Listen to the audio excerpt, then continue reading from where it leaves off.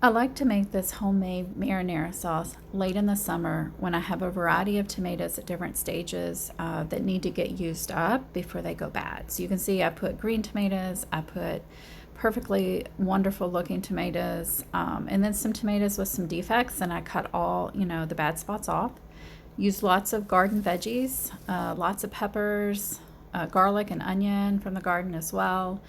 And I'm just kind of going through the steps here. But if you go to the description, you can get the entire recipe. But it's very easy. It's even easy to remove the skins, as I'm showing you right here. I roast them, and then when they're done roasting, cool a little bit, just lift the skins straight up. Basil from the garden, lots of yumminess here. I hope you'll try this. If you do, let me know. Comment below. Tell me what you thought. It's so easy. Really, all you need is an immersion blender, but you could use a regular counter blender as well.